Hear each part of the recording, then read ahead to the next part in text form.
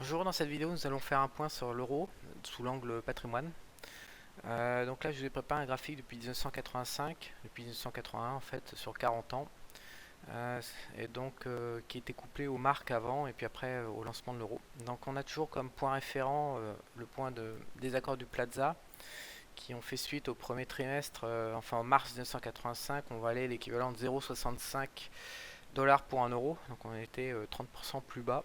Donc derrière, je vous rappelle que ça a fait donner lieu à une réunion pour dévaluer le dollar, qui a été assez méchant, ce qui a abouti d'ailleurs au crack de 1987 sur les actions.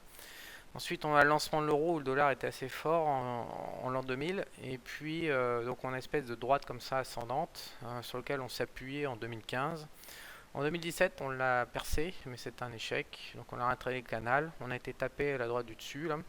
C'est l'époque à laquelle, donc en avril 2018, je vous rappelle, j'ai fait ma vidéo, ma première vidéo de mon fameux t-shirt orange, dans lequel je vous disais de vendre vos euros, votre or et votre immobilier pour vous réfugier sur le dollar et puis sur les actions américaines. Ça fera l'objet d'une autre vidéo pour voir les résultats 18 mois après. Vidéo d'ailleurs qui se fait éclater sur YouTube, c'est assez amusant. Et donc, depuis cette période, on était en glissade tranquillou. Là, c'est le moment où j'ai fait la formation La crise du siècle. Et puis, depuis, on n'a pas arrêté de baisser, mais gentiment, pas du tout méchamment, pas du tout sous forme de crise. La conséquence de ça, c'est que comme l'euro glisse en permanence mais ne remonte jamais, les gens se disent toujours tiens, ça remonte à un 15 ou un 17, je vais changer un peu d'euros en dollars, etc. Puis en fait, ils ne le voient jamais. Et puis de trimestre en trimestre, ça va de plus en plus bas. Donc, mine de rien, on a quand même perdu 10%. C'est pas rien de perdre au niveau patrimonial 10% de sa valeur dans une devise de monnaie de singe. Alors, pourquoi je fais une vidéo maintenant? Tout simplement parce que je vais coupler ça avec de la macroéconomie, mais sur un plan purement technique, en fait, on peut se demander si, euh,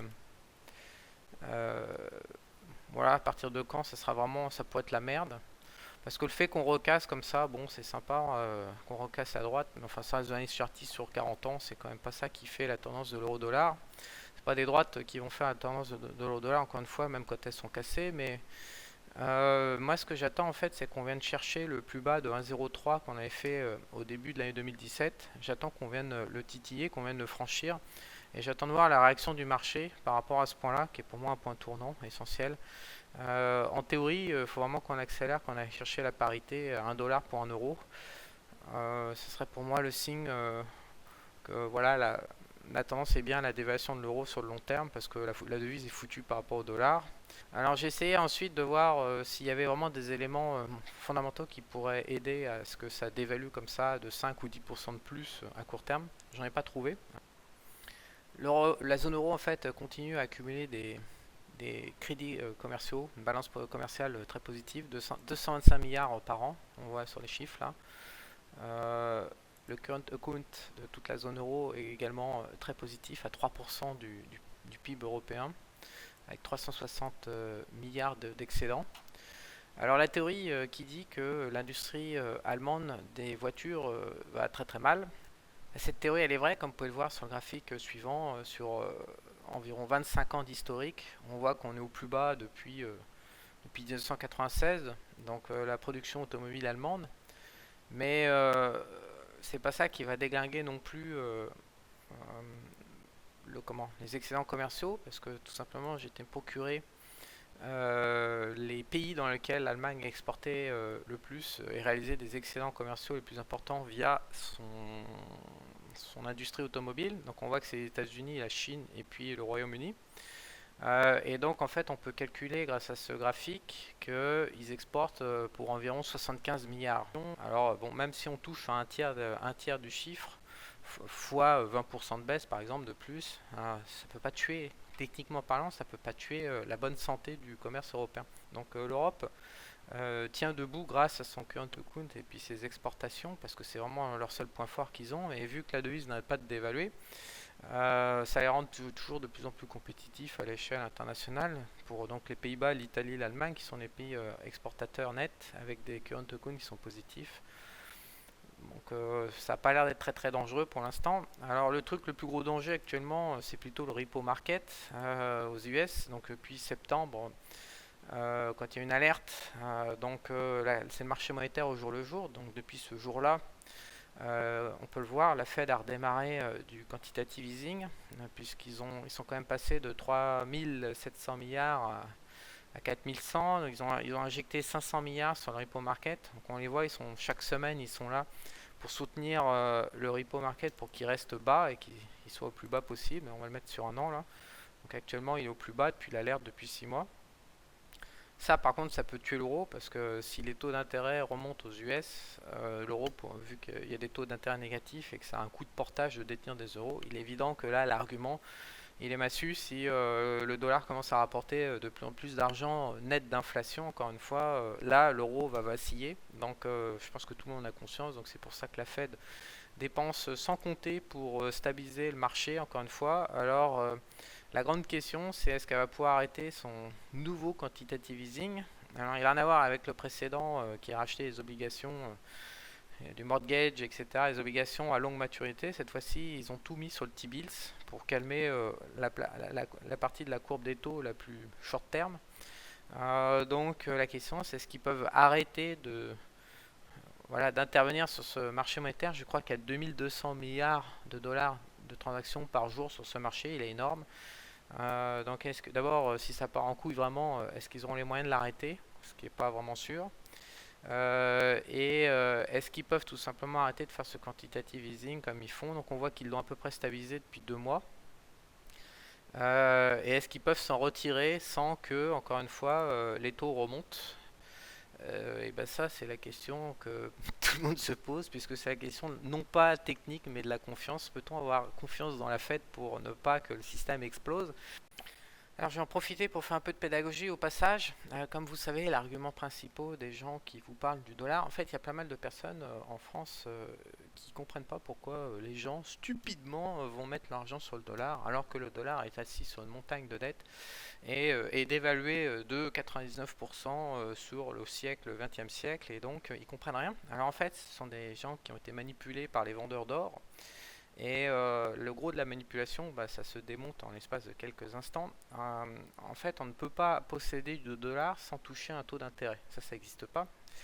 Donc ce que font les vendeurs d'or, en fait, c'est qu'ils prennent la valeur du dollar sans ce taux d'intérêt qui est attaché à la détention de cette devise et le comparent au prix de l'or.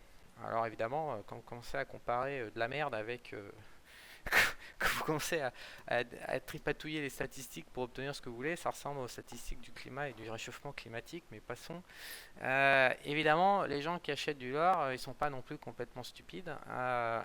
Certes, toutes les devises de la planète sont pourraves, mais la question c'est pas de savoir si une devise est belle ou moche. La question c'est de savoir qui est la moins moche parmi toutes les devises pourraves.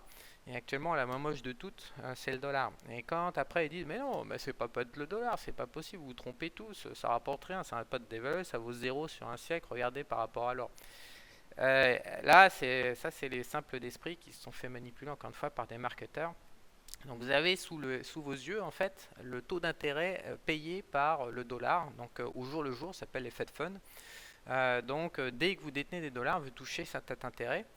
Donc le seul moment en fait où le dollar n'est pas très intéressant par rapport à l'or, mais on l'a vu d'ailleurs, l'or a fini par s'écrouler dans cette période, donc comme quoi il n'y a pas de lien direct entre ce que rapporte le dollar et l'or. C'est le moment où les taux d'intérêt étaient à zéro, ce qui est le cas actuellement en Europe d'ailleurs, et ça l'a été sur le dollar entre 2008 et puis 2014.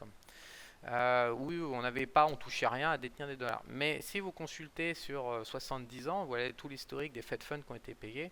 Bien évidemment que l'or et la dévaluation du dollar n'ont absolument rien à voir par rapport aux courbes qu'on vous présente, comme quoi le dollar est une merde finie qui rapporte rien et qui perd de sa valeur comme ça, il faut être suicidaire pour en détenir.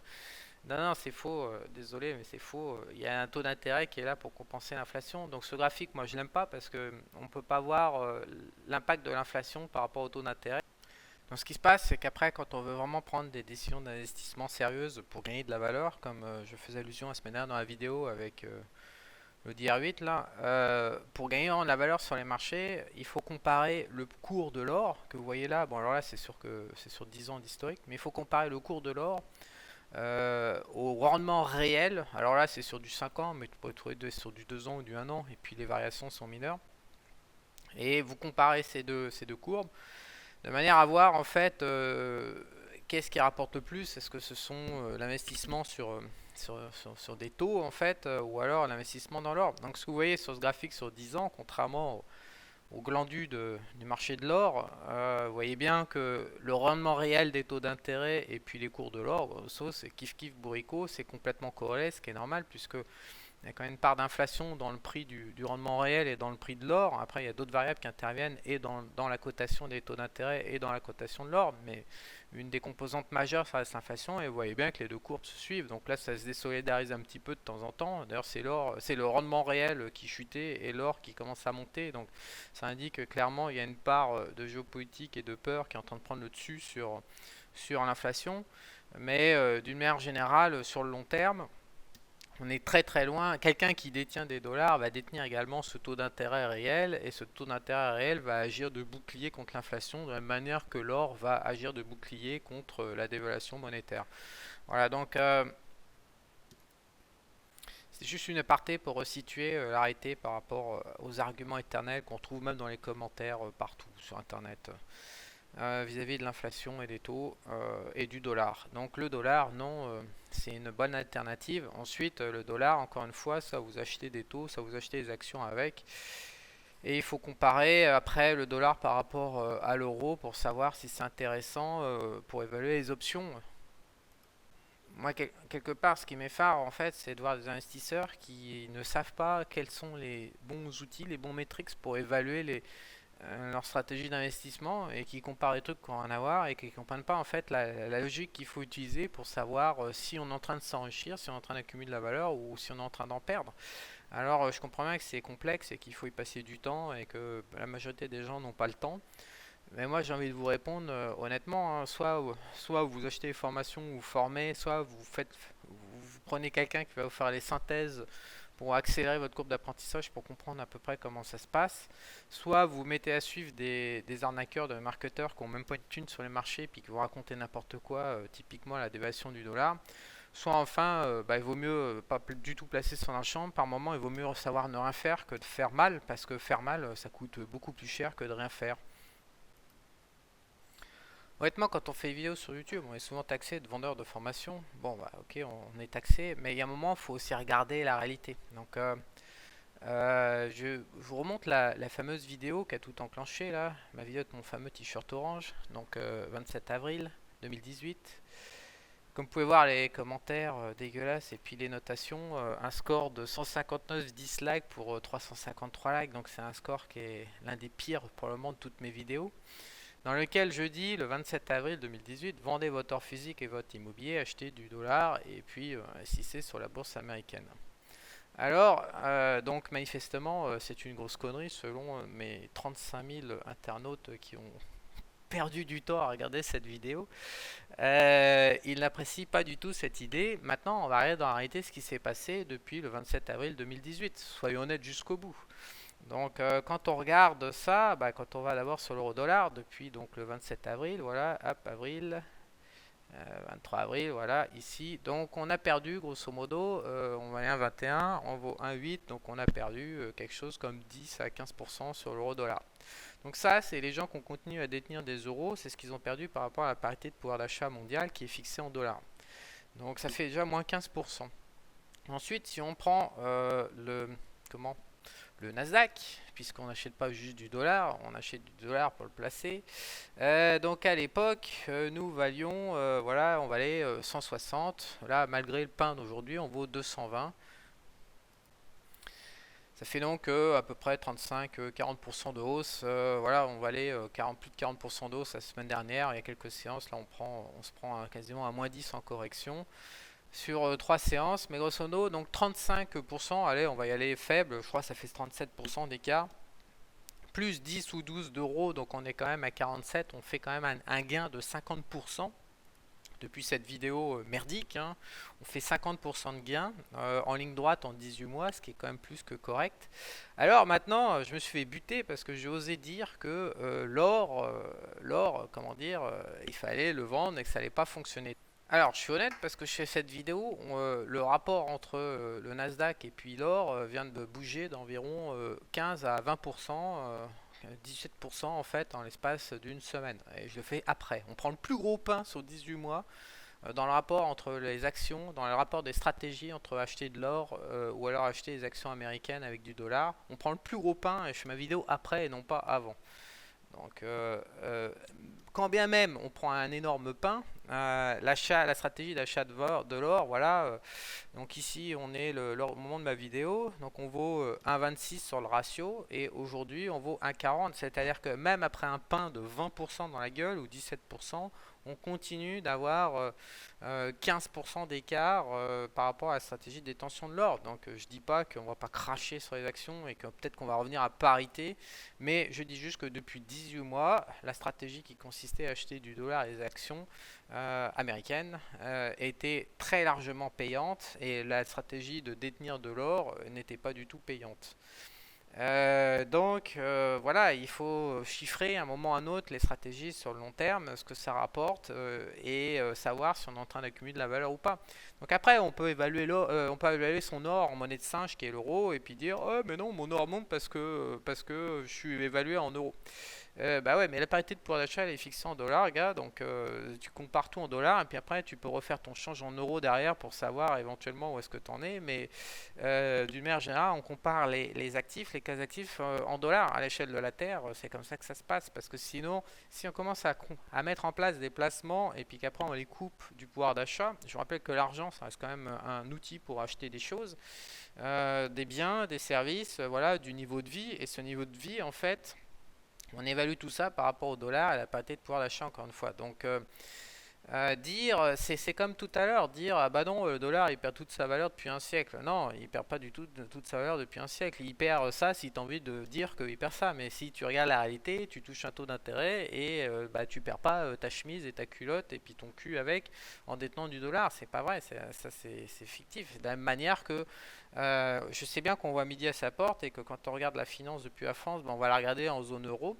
Mais il y a un moment, en fait, on achète de la valeur, on place de l'argent pour gagner de la valeur, et cette valeur, elle s'évalue en dollars. Et après, il faut défalquer les parités de change depuis ce dollar. Donc, la stratégie qui était proposée dans la crise du siècle, et dans cette vidéo d'abord qui a démarré, puis après j'ai fait la stratégie de la crise du siècle, qui n'est pas que acheter de l'euro, bien sûr. Il y a d'autres choses dedans, notamment pour les Français qui restent en France et qui veulent se protéger justement de la dévaluation de l'euro. Cette stratégie, depuis 18 mois, même si elle était fortement décriée, cette stratégie a généré de la valeur réelle. Ça a généré un enrichissement après crack, parce que là on vient vraiment de se manger une bonne giclée dans la tronche. Donc même après là cette forte baisse comme ça, je parle un crack par rapport le rapport entre l'or et le dollar. Je parle pas un crack juste sur le Nasdaq en fait. C'est que l'or a bien monté là depuis quelques jours et le dollar s'est bien croûté la gueule. Donc on se retrouve avec un écart. Encore une fois, un écart comme ça, c'est pas tous les 4 matins qu'on en a un aussi fort, aussi violent. Donc même après crack, la stratégie a permis d'accumuler de la valeur. Donc comme vous pouvez voir actuellement sur le compte YouTube d'Objectif Eco, on a une offre. J'ai mis une offre sur la crise du siècle avec une remise de 100 euros. Voilà, donc si dans cette formation, ce qui était également pour moi pour gérer mon argent, puisque j'étais en train de vendre l'immobilier que j'allais me mettre en cash, en patrimoine financier pur, c'est tout simplement toute l'histoire des placements de ces classes d'actifs, comment ça bouge, comment les évaluer et quelle stratégie adapter par rapport au problème européen qui est un problème structurel de dévaluation. Donc c'est la vente de formation, ok, mais moi ça me fait bander de voir l'euro se péter la gueule comme ça depuis 18 mois avec que les gens qui se disent quand ça va remonter je vais changer, mais en fait ça remonte jamais. Depuis un an et demi, ils le regardent baisser. Et voilà, on est 10% plus bas et du coup, ils savent pas trop quoi faire.